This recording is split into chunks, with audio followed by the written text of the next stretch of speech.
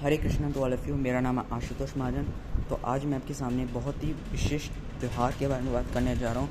ये त्यौहार है गुरु पूर्णिमा और आषाढ़ पूर्णिमा, जो कि कल 13 जुलाई 2022 को आ रही है और कल से सावन माह की भी शुरुआत हो जाएगी। तो इस गुरु पूर्णिमा के दिन क्या है गुरु पूर्णिमा, क्यों मनाई जाती है गुरु पूर्णिमा, इसके बारे में हम बात करते हैं। सबसे पहले गुरु पूर्णिमा क्या है। गुरु पूर्णिमा एक बृहस्पति जयंती है। इस बृहस्पति जन्मोत्सव पर यानी इस बृहस्पति जयंती पर लोग या स्टूडेंट्स जितने भी है वो कुछ नई चीज़ें खरीदते हैं, जैसे कोई स्टेशनरी सामान हो गया, कोई बुक्स होगी, या फिर किसी स्कूल में एडमिशन लेते हैं इस दिन, या फिर अपनी पढ़ाई को शुरू करते हैं इस दिन। यानी इस दिन आप अपनी, और क्यों मनाई जाती है, इसलिए मनाई जाती है ताकि हम जो हमें पढ़ा रहे हैं, जो हमें शिक्षक है, उनकी रिस्पेक्ट देने के लिए इसको हम एक हिंदू शिक्षक दिवस भी जोड़कर देख सकते हैं। हिंदू शिक्षक दिवस के तौर पे भी हम जोड़कर देख सकते हैं।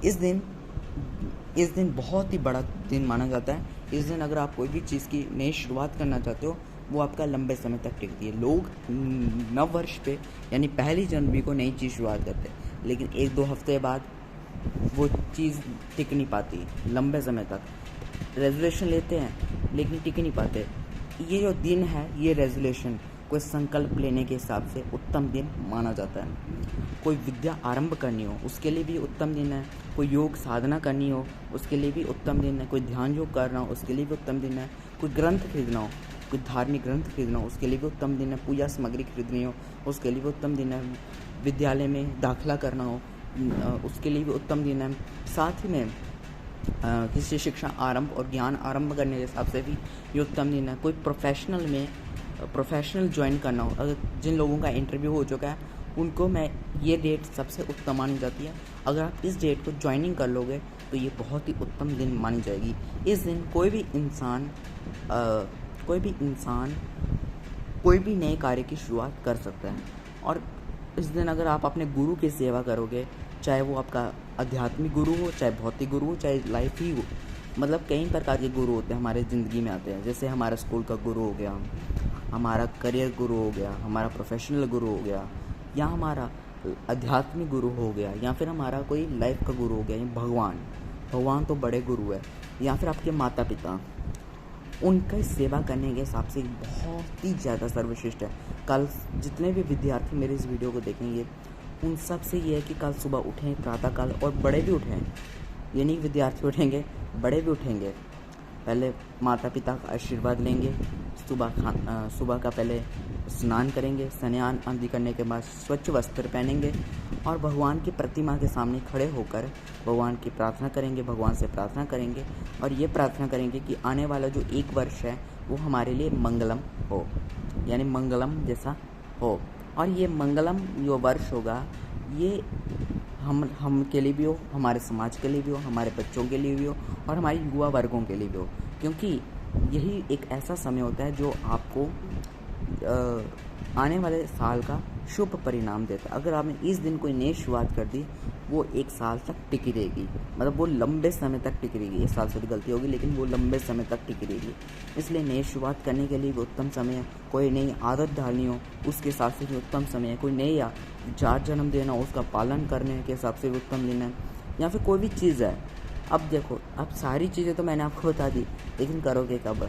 क्योंकि दिन में 24 घंटे हैं, आपको तो 6 घंटे सोना है। आप ऐसा कीजिए कि प्रातः जल्दी उठ जाइए, स्नान आदि कीजिए, भगवान को प्रणाम करके अपनी विद्या या अपने कार्य को शुरुआत कर सकते हो। और अपने गुरु और अपने माता पिता का चरण स्पर्श करके, चरण वंदना करके आप अपने भाग्य को चमका सकते हो, क्योंकि ये दिन बृहस्पति जयंती है। इस दिन बृहस्पति की पूजा भी आपके लिए बहुत ही उपयोग है। विष्णु भगवान की पूजा आपके लिए बहुत ही उपयोग मानी जाएगी। बृहस्पति जयंती इसलिए बृहस्पति जो कि काल पुरुष की कुंडली में 9वें घर के और बड़े सारे भाव के एस्पेक्ट है, जैसे लगन, यानी जो कि आपकी पर्सनैलिटी है। इसलिए अगर आप अपनी पर्सनैलिटी में अगर आप अपनी पर्सनैलिटी पे कोई विकास लाना चाहते हो, कोई निखार लाना चाहते हो, तो ये निखार लाने की शुरुआत करना चाहते हो, उत्तम दिन है। साथ ही में अगर आप कोई धन से संबंधित कार्य करना चाहते हो, उत्तम दिन है।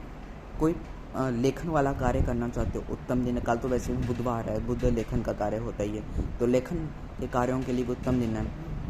अथवा कोई संपत्ति खरीदना चाहते हो, उत्तम दिन है।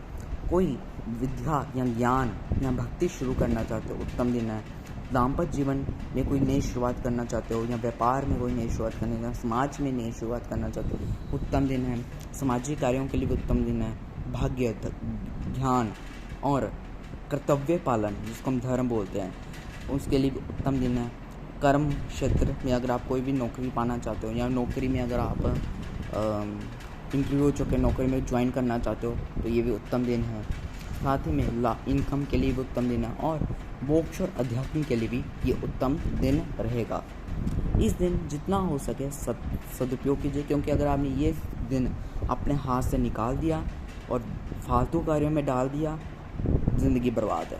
इसलिए कोशिश कीजिए कि कल से प्रण लीजिए, रेजोल्यूशन लीजिए, संकल्प लीजिए कि आने वाले हर एक घंटा, एक मिनट मैं सही यूज़ करूँगा और अपनी ज़िंदगी में अच्छा विकास लाऊंगा, क्योंकि कल आपकी ज़िंदगी की एक शपथ डे है, यानी शपथ दिन है। अगर आप अपनी ज़िंदगी में कोई नया चीज़ लाना चाहते हो, अथवा कोई नया ऊर्जा लाना चाहते हो, तो ये, या कोई नया संकल्प लेना चाहते हो, तो उत्तम दिन है। लोग न्यू ईयर में संकल्प लेते हैं, लेकिन 1-2 हफ्ते बाद उनका संकल्प ख़त्म हो जाता है, यानी उनका संकल्प की पावर ख़त्म हो जाती है। लेकिन इस दिन में जो लिया गया संकल्प होता है, वो बहुत ही लंबे समय तक चलता है। इसलिए कोई ग्रंथ पढ़ना हो, कोई ग्रंथ का अध्ययन करना हो, तो उसके लिए हर प्रकार के किन प्रकार हर चीज़ के लिए उत्तम दिन है। मैं इस दिन को 5 में से 6 स्टार देना चाहता हूँ, क्योंकि 1 स्टार बद भी दे दिया।